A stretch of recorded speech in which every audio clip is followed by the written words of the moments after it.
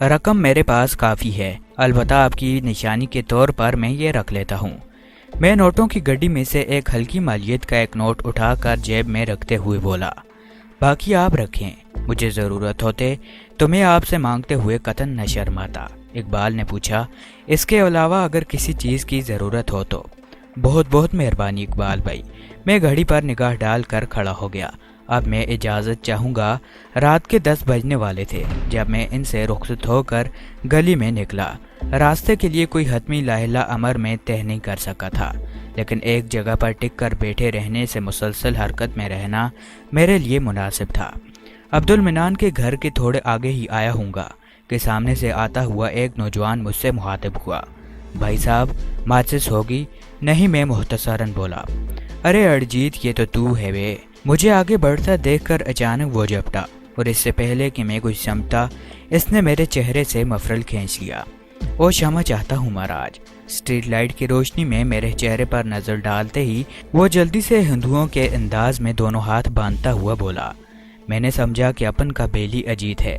کوئی بات نہیں، میں نے مفرل دوبارہ اپنے چہرے کے گرد لپیٹ کر بولا، اور وہاں سے جانے کے لیے آہستہ سے مڑا، اور پھر ایک قدم آگے بڑھ کر یکدم پلٹا تو میرے اندازے کے مطابق وہ نوجوان میرے مڑتے ہی جیب میں ہاتھ ڈال کر ہتھیار نکال رہا تھا۔ جیسے ہی میں پلٹا، وہ ہتھیار میری سمجھ سیدھا کرنے ہی والا تھا۔ وہ میری کک کی رینج میں تھا۔ میں اپنے دائیں پاؤں پر گھوما اور بائیں پاؤں کی ایڑی کی ضرب سے اس کے دائیں ہاتھ پر پڑی، اور پستول اس کے ہاتھ سے نکل کر دور جا پڑا۔ عمر جان، تیرا کھیل ختم ہو چکا ہے اور تم چاروں طرف سے گھیرے ہوئے ہو۔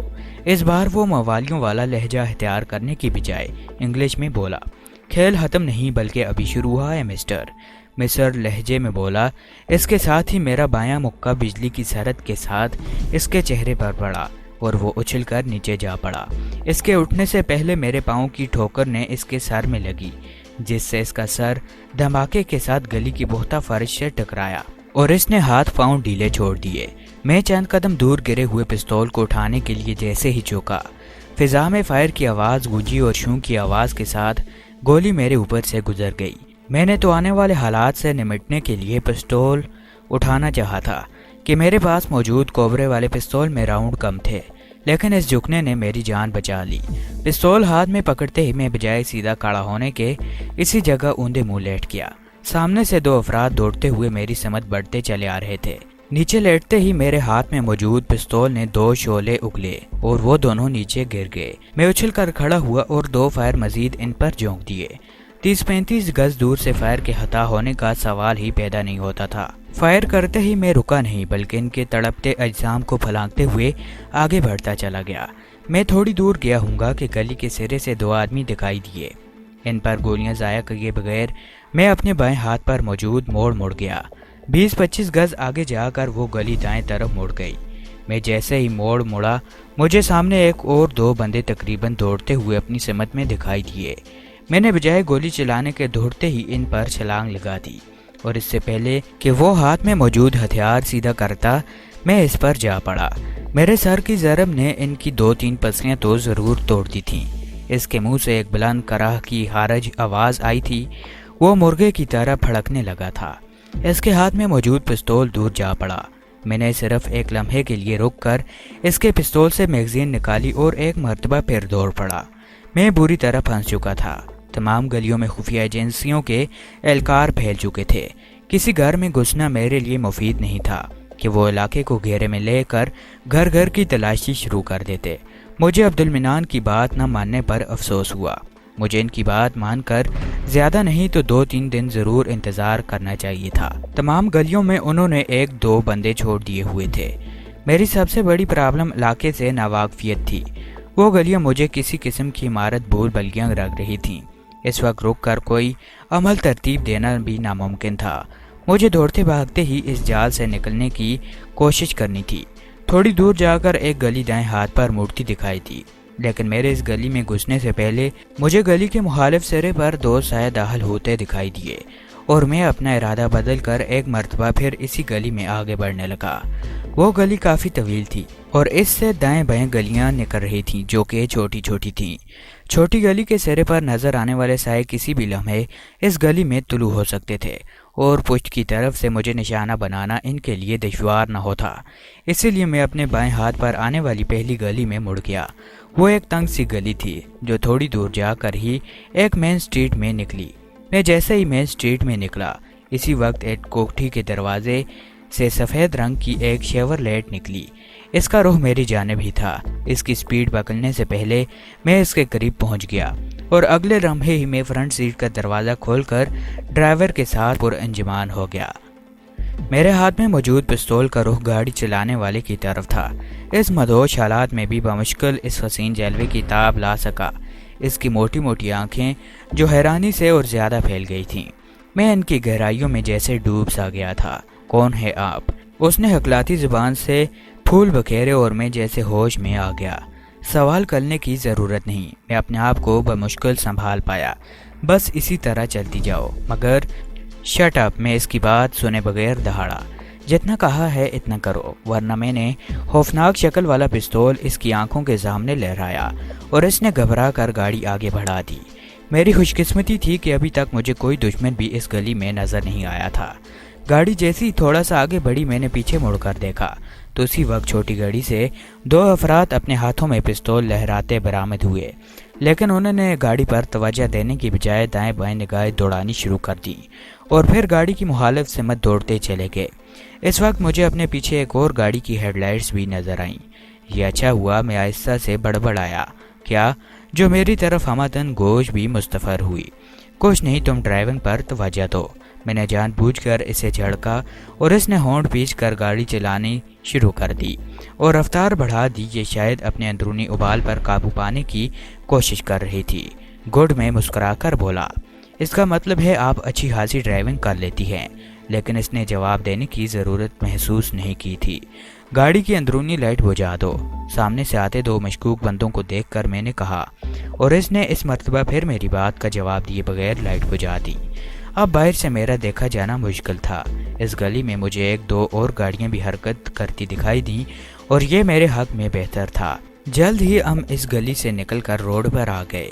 مین روڈ پر ہم تھوڑا آگے ہی بڑھے تھے کہ پولیس کی 2-3 گاڑیاں سائرن بجا کر ہمارے پاس سے گزر گئی۔ مجھے یہ بتانے کی ضرورت تو نہیں کہ شور مچانے کا مطلب تیری موت ہی ہے۔ اس کے بعد جو کچھ میرے ساتھ ہوگا اس سے میں نمٹ لوں گا۔ پولیس کی گاڑیوں کو دیکھ کر اس کے چہرے پر جو تاثرات ابھرے تھے، ان کی وجہ سے میں نے اسے منتبہ کرنا ضروری سمجھا۔ اس نے میری بات سن کر حسب سابق بولنے سے گریز کیا تھا۔ روڈ پر گاڑیوں کی آمد و رفت جاری تھی۔ ہماری کار درمیانی رفتار سے چلتی وہاں سے دور ہٹتی گئی۔ میں ایک بہت بڑے حملے سے بچ نکلا تھا۔ دشمن نے بڑی چالاکی اور عیاری سے مجھے گھیرا تھا۔ مجھے اپنی بیوقوفی پر بہت غصہ آیا۔ گزشتہ شب پولیس والوں کے آگے بڑھ جانے کے بعد مجھے عبدالمنان کے گھر سے نکل کر وہ محلہ چھوڑ دینا چاہیے تھا۔ خفیہ ایجنسیاں اپنی پوری قوت کے ساتھ میرے خلاف سرگرم عمل میں تھیں۔ کسی بھی قسم کا رسک میرے لیے جان لیوا ثابت ہو سکتا تھا۔ میری سب سے بڑی مشکلات میں ایک تو علاقے سے ناواقفیت تھی اور دوسرے دشمن میرے حلیے سے اچھی طرح سے واقف تھے۔ ایسی صورت میں مجھے زیادہ احتیاط کی ضرورت تھی اور دشمن کی نفسیات کو مد نظر رکھ کر چلنے میں میری عافیت تھی۔ میں اندھی کھائی کے کنارے چل رہا تھا۔ ایک غلط قدم مجھے اوندے منہ کھائی کے اندر گرانے کے لیے کافی تھا۔ میں نے دل ہی دل میں اپنے آپ کو اس غلطی پر سرزنش کیا اور دوبارہ ایسی غلطی نہ کرنے کا عہد کیا، لیکن یہ بھی ضروری نہیں تھا کہ دشمن میری کسی بھی غلطی سے مجھ پر ہی قابو پاتے۔ ہو سکتا تھا کہ میں اپنی طرف سے ہر قسم کی احتیاط برتتا، لیکن دشمن اپنی چالاکی اور عیاری کی بدولت مجھ پر قابو پا لیتا۔ بہرحال یہ سب بعد کی باتیں تھیں۔ اس وقت مجھے موجودہ صورتحال سے نبٹنے کی ضرورت تھی۔ ابھی تک مجھے یہ معلوم نہیں ہوا تھا کہ کار کا رخ کدھر تھا۔ اس لڑکی سے پوچھنا بھی مناسب نہ تھا۔ میں نہیں چاہتا تھا کہ اس کو علاقے سے میری ناواقفیت کے بارے میں معلوم ہو۔ اگر آپ میرے پتا جی سے تاوان وصول کرنے کے لیے مجھے اغوا کر رہے ہیں تو آپ کو مایوسی ہوگی۔ ان کی اکلوتی اولاد ہونے کے باوجود انہیں مجھ سے زیادہ دولت عزیز ہے۔ وہ کافی دیر کی خاموشی کے بعد اچانک بولی، میں ایسے بندوں سے پیسے نکلوانا جانتا ہوں۔ میں نے اس کی غلط فہمی برقرار رکھی۔ اگر آپ مجھے چھوڑ دیں تو 1.5-2 لاکھ کی رقم میں آپ کو اپنے اکاؤنٹ سے ادا کر سکتی ہوں۔ مجھے اس نے جھنجھکتے ہوئے کہا۔ ہاں، میں نے مصلوئی کہہ لگایا، 1.5-2 لاکھ کے لیے تمہیں کون چھوڑ سکتا ہے؟ اور وہ میری دو معنی بات سن کر جم سی گئی تھی۔ اسے اگر آپ اپنی جیب میں رکھ لیں، اس نے پستول کی طرف اشارہ کر کے کہا، ضرورت پڑنے پر بھی آپ کو نکال سکتے ہیں، یہ نہ ہو غلطی سے گولی چل جائے۔ اور جیب میں ایک اور بھی موجود ہے۔ میں نے خوفناک شکل والا بریٹا اسے نکال کر دکھایا۔ لیکن تمہیں ڈر لگ رہا ہے تو میں جیب میں رکھ لیتا ہوں، لیکن یہ یاد رکھنا کہ اسے جیب سے باہر نکالنے کے لیے کوئی ٹائم نہیں لگتا۔ پستول کوٹ کی جیب میں رکھ کر سیٹ پر سیدھا ہو کر بیٹھ گیا۔ اس کے چہرے کو مسلسل دیکھنے سے الٹے سیدھے خیال میرے ذہن میں پرورش پا رہے تھے۔ وہ خطرناک حد تک حسین تھی۔ مجھے سیدھا ہوئے 1-2 منٹ ہی گزرا تھا کہ اچانک اس نے زور سے بریک لگائی اور میں جھٹکے سے آگے بڑھا۔ اپنی پوری کوشش کے باوجود میں اپنا سر ڈیش بورڈ سے ٹکرانے سے نہ بچا سکا۔ میں ابھی تک پوری طرح سے سنبھلا بھی نہیں تھا کہ میری گردن پر ایک سخت ضرب لگی۔ میری آنکھوں کے سامنے چنگاریاں سی پھوٹ پڑی۔ اس کا مطلب ہے یہ سب کچھ سوچے سمجھے منصوبے کے تحت ہوا تھا۔ میرے دماغ سے سوچ ابھری۔ گردن پر لگائی گئی چوٹ سے شاید میں سنبھل نہ پاتا، لیکن گردن میں لپٹے ہوئے مفرل نے مجھے بے ہوش ہونے سے بچا لیا تھا۔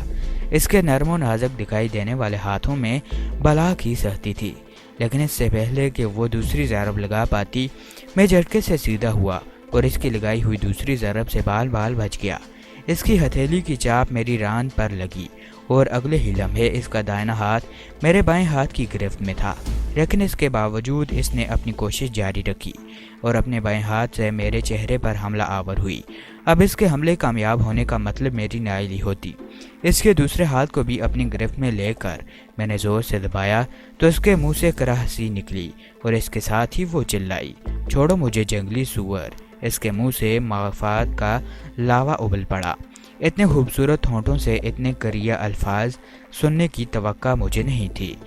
میں نے اس کے دونوں ہاتھ چھوڑ کر بائیں ہاتھ کا ایک بھرپور تھپڑ اس کے چہرے پر جڑ دیا اور وہ اپنی سیٹ پر ہی غش کھا کر گر پڑی۔ اس کی کینچی کی طرح چلتی زبان کو یکدم بریک لگ گئی تھی۔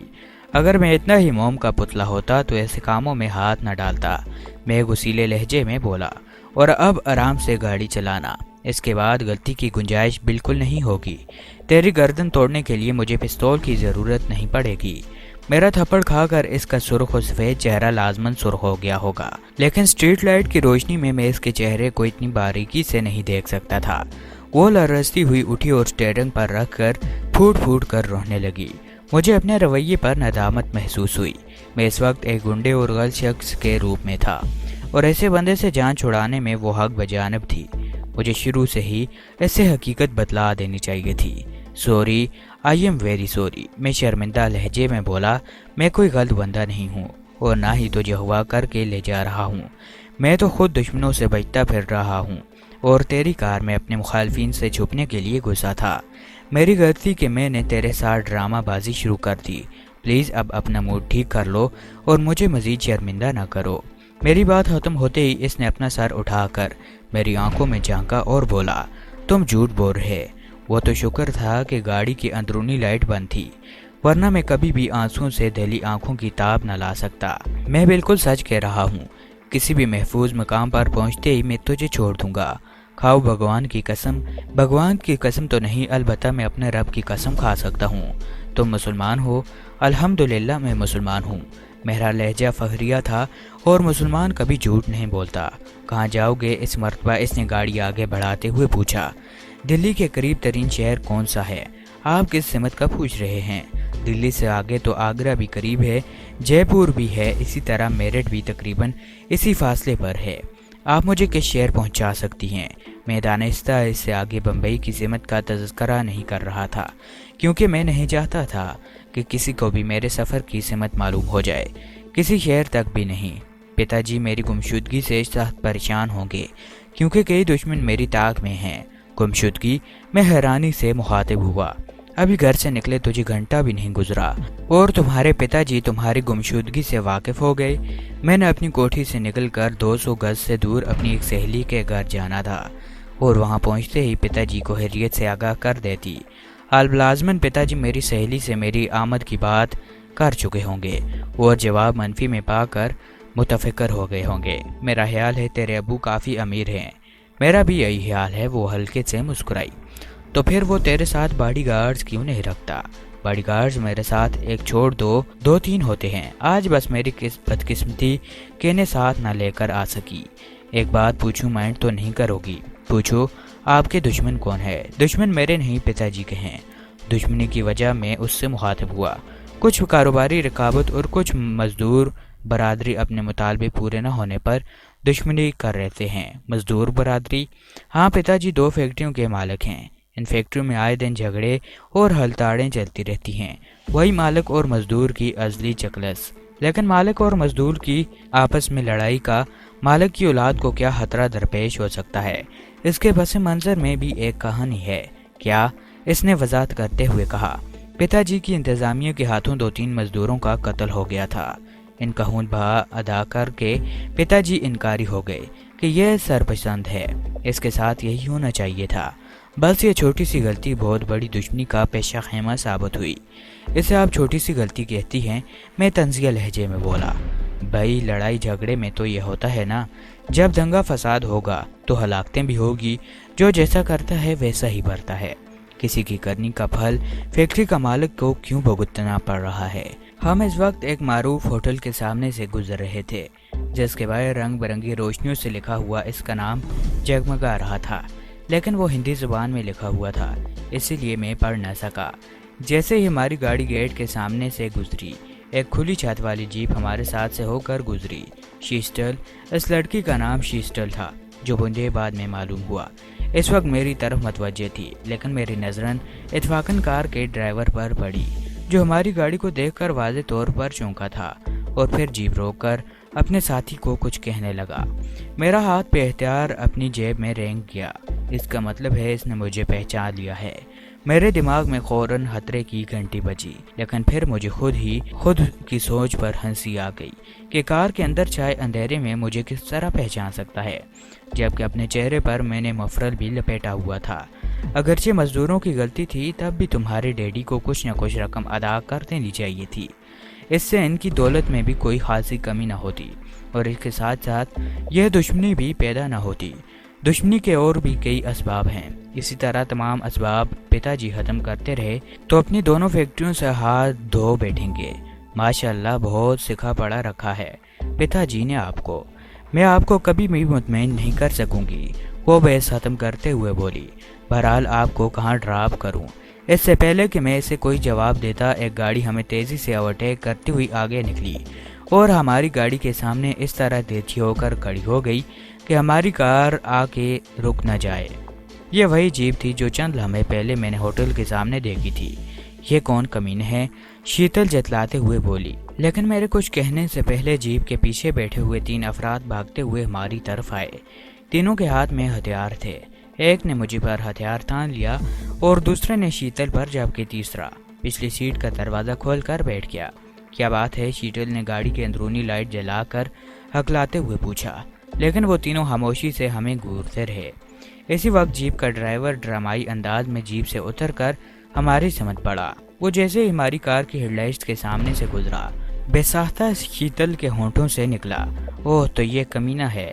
وہ شیتل کے قریب پہنچ کر بولا. بیچاری بیبی شیتل, آ گئی ہو نا قابو میں.